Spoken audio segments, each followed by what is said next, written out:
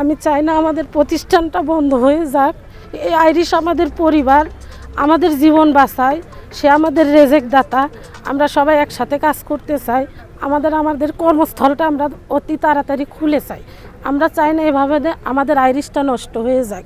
Irish কারখানা খুলে দেওয়ার দাবিতে কারখানার শ্রমিক, তার পাশাপাশি বাড়িওয়ালা এবং আশেপাশের যে দোকানগুলো আছে সেই দোকানদার প্রত্যেকেই আসলে আজকে এই সড়কে এসে দাবি জানাচ্ছে একটি, সেটি হলো আইরিশ ফ্যাক্টরিটা যেন পুনরায় চালু করা হয় এবং শ্রমিকরা যেন আবার তাদের কর্মস্থলে যোগদান করতে পারে। আপনি পেছনেই দেখতে পাচ্ছেন যে এই কারখানার কিন্তু অনেক শ্রমিকরা এসে রাস্তায় দাঁড়িয়েছে এবং শুধু যদি শ্রমিক বলি তাহলে ভুল হবে, তাদের সাথে কিন্তু ছোট ছোট বাচ্চারাও কিন্তু মায়ের হাত ধরে, বাবার হাত ধরে তারা এসে এই সড়কে দাঁড়িয়েছে যাতে মা এবং বাবার কর্মস্থল যেটি আইরিশ, সেই আইরিশটি আবার খুলে দেওয়া হয়।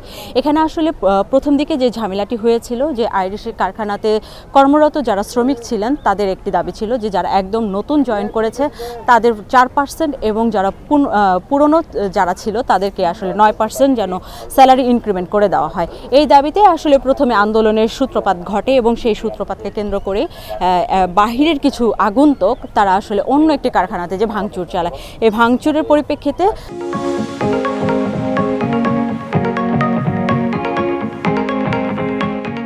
আইরিশ কর্তৃপক্ষের পক্ষ থেকে কিন্তু একটি মামলা হয় এবং সেখানে প্রায় অজ্ঞাত আসামি করা হয় 400 থেকে 500 জন শ্রমিককে। তারপরে কিন্তু আরও একটা আন্দোলন হয়, সেই আন্দোলনে বারবার করে কিন্তু আইরিশে যারা কারখানার শ্রমিকরা আছে তারা জানায় যে এই মামলাটি যেন প্রত্যাহার করে নেওয়া হয় এবং এরপরেই কিন্তু আইরিশ কারখানার পক্ষ থেকে নোটিশ দেওয়া হয় যে 27 তারিখ থেকে কারখানা অনির্দিষ্টকালের জন্য বন্ধ ঘোষণা করা হয়েছে। আসলে এই কারখানাতে প্রায় 6 থেকে 7 হাজার শ্রমিক একসাথে চাকরি করে এবং তাদের পরিবার চলে। এই 7 হাজার শ্রমিকের পেছনে আসলে আরও হাজার হাজার মানুষ আছে, সেই হিসাবটি আসলে অনেক বড়। এবং আজকে কিন্তু এখানে যারা এসছে তাদের প্রত্যেকে কেউ চোখে পানি নিয়ে দাঁড়িয়ে আছে এবং কেউ অনুরোধ করছে।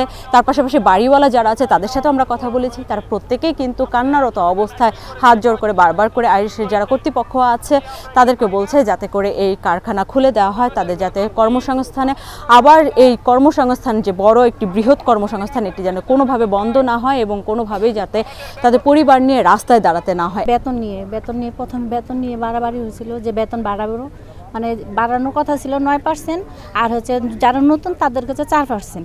তো তাদেরকে 4% যারা তাদেরকে বাড়ানো হয় নাই, আর যাদেরকে 9% বাড়ানোর কথা তাদেরকে 7% বাড়ানো হয়েছে, 2% কমানো দেওয়া হয়েছে। এই জন্য আন্দোলন হয়েছিল।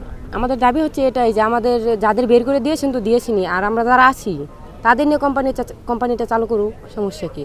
এতগুলো মানুষ কিভাবে তাদের পরিবার চলবে এবং কিভাবে তারা চলবে এটি আসলে তাদের জন্য খুবই দুশ্চিন্তার একটি বিষয়। তার পাশাপাশি আপনারা জানেন যে গাজীপুর যেহেতু একটি শিল্পাঞ্চল খ্যাত এলাকা, এখানে কিন্তু প্রচুর পরিমাণে বাইরের মানুষ আছে যারা বিভিন্ন কারখানাগুলোতে পোশাক শ্রমিক হিসেবে নিয়োজিত আছে এবং তার পাশাপাশি তাদের ছেলেমেয়েরাও কিন্তু এখানে থাকছে এবং বিভিন্ন স্কুল কলেজে তারা অধ্যয়নরত আছে এবং প্রত্যেককেই কিন্তু বাসা ভাড়া নিয়ে এখানে থাকতে হয়। চাই আমরা এভাবে রাস্তায় কেন নামবো?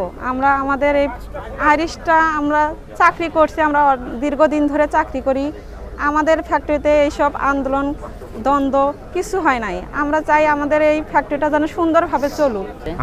আমার বিশেষ করে অনুরোধ, ফ্যাক্টরিটা খুলে দেখ, শ্রমিক কর্মচারী সবাই কাজ করুক, আমরাও চলি, এলাকার ভাড়াটিয়া মালিক হেরাও চলুক।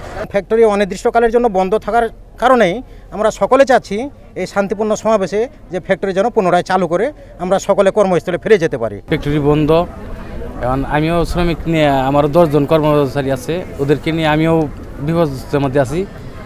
অবিলম্বে আইরিশ ফ্যাক্টরিটা খুলে দেওয়া হলে আমরা বাঁচি। ফ্যাক্টরিটা দয়া করে অচিরেই খুলে দেয়, সকল শ্রমিক বাঁচবে, সেই সাথে এই পরিবারের সাথে যারা জড়িত আমরা আশেপাশে আছি, আমরা সকলেই বাঁচব। যারা পোশাক শ্রমিক আছে তাদের আসলে মাসিক যে একটা বাজার খরচের ব্যাপারটা থাকে সেটি হলো যে প্রত্যেকটি দোকান থেকে তারা 1 মাসে বাজার বাকিতে নেয়, তো তার আগের মাসের টাকাটা তারা পরিশোধ করে। তার মানে প্রতি মাসেরই কিন্তু একটা মানে ছোট্ট একটা খরচ তাদের ওই বাজারগুলো যে নিচ্ছে সেখানে কিন্তু বাকি থাকছে, যার কারণে বিপাকে পড়েছে এখানকার যারা ক্ষুদ্র ব্যবসায়ী আছে, দোকানদার, তারাও এবং তার পাশাপাশি যারা বাড়িওয়ালা আছে তারাও বিপাকে পড়েছে এবং সেই বিপাক যাতে যাতে দীর্ঘস্থায়ী না হয় বা আরও যাতে বড় আকৃতি ধারণ না করে, সেই জন্য কিন্তু বাড়িওয়ালা, তার পাশাপাশি দোকানদার এবং শ্রমিক সকলেই কিন্তু একত্র হয়ে আজ এই সড়কে এসে দাঁড়িয়েছে, সমাবেশ করছে এবং তাদের একটি অনুরোধ, আইরিশের যিনি কর্তৃপক্ষ আছে, মালিক পক্ষ আছে, তাদেরকে অনুরোধ করছে যাতে তারা এই কারখানাটি পুনরায় খুলে দেয় এবং তাদের